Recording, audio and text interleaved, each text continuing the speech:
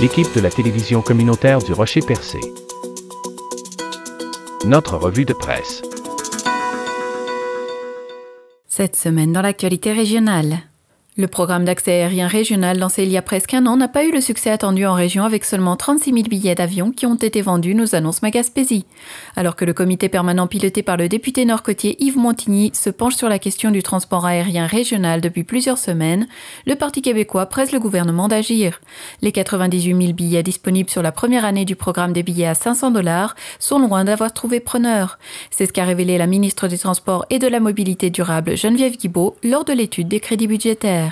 Le député des Îles-de-la-Madeleine, Joël Arsenault, a questionné longuement la ministre sur le sujet, lui affirmant qu'à l'évidence, le programme ne fonctionne pas. C'est l'offre qui pose problème, a soutenu le député du Parti québécois, qui demande un service fiable et robuste.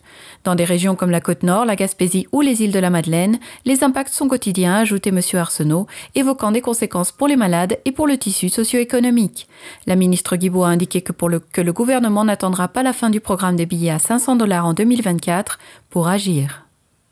L'entreprise Les Fruits de mer de l'Est du Québec s'est vue refuser un permis lui permettant la transformation de homards québécois par le MAPAC, ministère de l'Agriculture, des Pêcheries et de l'Alimentation du Québec, affirme l'Avantage gaspésien.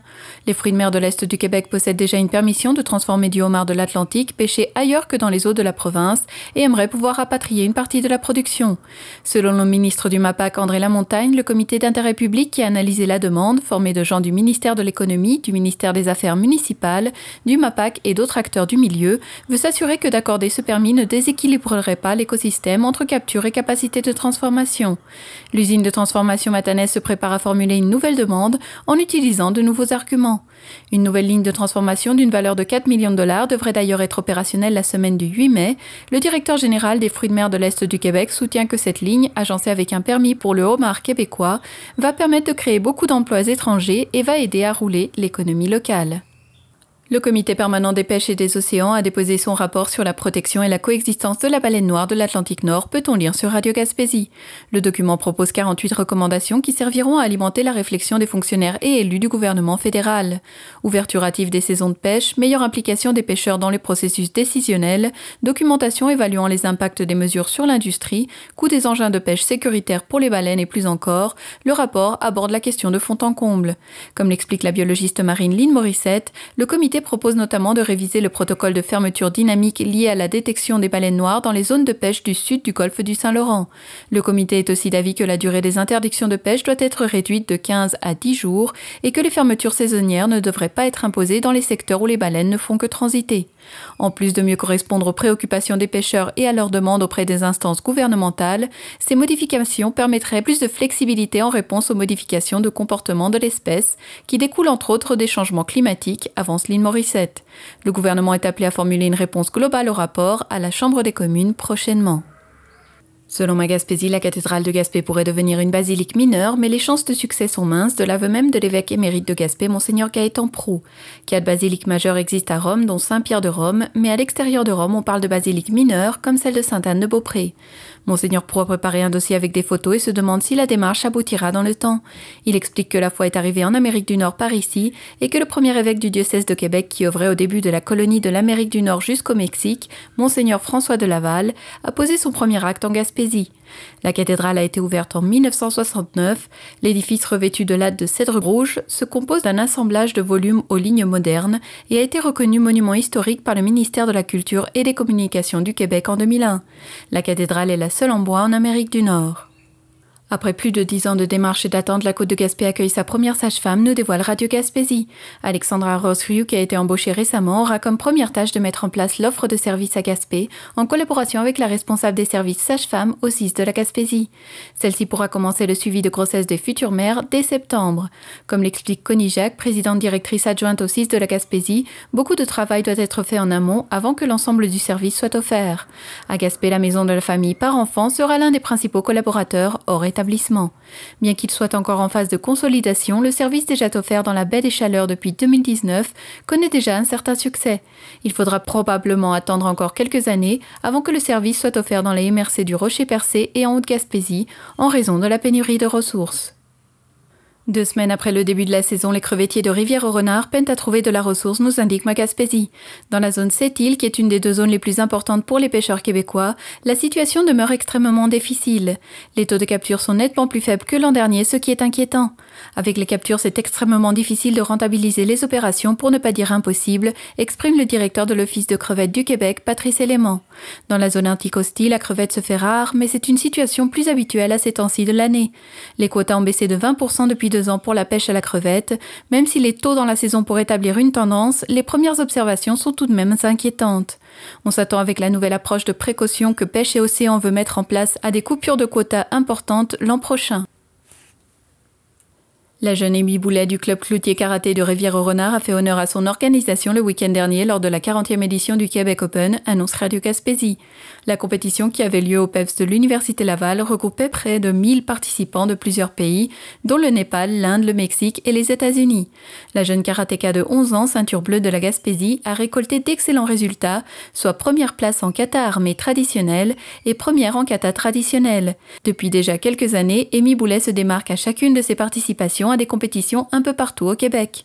D'ailleurs, elle fait sans aucun doute la fierté de son club. Bond spectaculaire du nombre de personnes qui occupaient un emploi en avril en Gaspésie-Île-de-la-Madeleine, affirme Magaspésie. Selon Statistique Canada, 1700 emplois se sont ajoutés entre mars et avril, dont 1500 à temps plein pour un total de 36 800. La région comptait 30 300 travailleurs à temps plein et 6 500 à temps partiel, en hausse de 200 sur mars. La hausse du nombre d'emplois est plus spectaculaire comparée à avril 2022, 3 700 personnes supplémentaires occupent un poste. Malgré tout, le nombre de chômeurs a augmenté de 200 entre mars et avril pour un total de 3 700. Il était de 5 000 il y a un an. Cette hausse s'explique par un retour de 1 900 personnes sur le marché de l'emploi, selon les données de l'agence fédérale. Le taux de chômage est demeuré stable à 9,1% en avril. Vapelit, une boutique spécialisée pour les vapoteurs, demande au gouvernement du Québec de réviser sa décision d'interdire toutes les saveurs dans les vapoteuses, peut-on lire sur l'Avantage gaspésien. Christian Paquet, le gérant de la boutique Vapelit, qui cohabite avec Snack Elite, un magasin de bonbons et de boissons exotiques sur la rue Saint-Pierre. Pour lui, la décision du ministre de la Santé Christian Dubé de réglementer le tabagisme électronique est un non-sens. De son côté, le gouvernement soutient que cette nouvelle réglementation a pour but de faire chuter l'attrait pour le tabagisme électronique, spécialement chez les mineurs. À cet argument, Christian Paquet soutient que les vapoteuses sont déjà illégales chez les 18 ans et moins. Estimant que le vapotage est moins dommageable que le tabac traditionnel, le gérant de Vapelit est d'avis que le gouvernement ne fera qu'encourager la contrebande ou l'achat illégal en ligne. De plus, il se questionne sur le bien fondé d'une telle réglementation, alors que plusieurs produits du cannabis sont en vente avec les saveurs à même de la Société québécoise du cannabis, tout comme l'alcool qui multiplie les arômes et les goûts attrayants qui sont également disponibles dans les sociétés des alcools du Québec. Christian Paquet conclut en parlant d'une imposante communauté qui soutient le maintien des saveurs dans les vapoteuses. La Coalition des droits des vapoteurs du Québec a d'ailleurs un site internet pourlessaveurs.ca sur lequel les gens sont invités à écrire au gouvernement afin de demander à ce dernier de faire volte-face sur sa décision.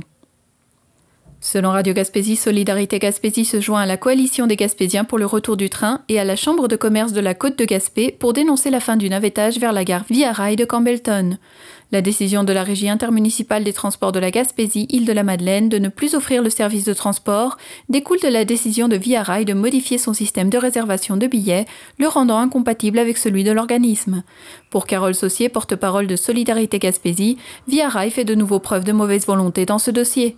L'organisme cherche à faire pression tant sur Via Rail que sur la députée et ministre Diane Leboutillier, autant pour rétablir le système de navettage que sur le fait que Via Rail puisse revenir à New Carlisle en 2023. Selon le groupe, une telle infrastructure est absolument primordiale pour le développement de la région et l'avenir de la planète, même si les coûts pourraient atteindre plusieurs centaines de millions de dollars pour le 3e tronçon menant à Gaspé. Le ministère des Transports et de la Mobilité durable du Québec devrait faire connaître l'évaluation des travaux de réfection et de coûts, de même que l'échéancier au courant des prochaines semaines. Une première pale d'éolienne de 107 mètres a quitté l'usine de LM Wind Power de Gaspé mardi après-midi en direction du quai de Sandy Beach. Une première historique, n'a pas hésité à affirmer le maire de Gaspé, nous dévoile Magaspésie.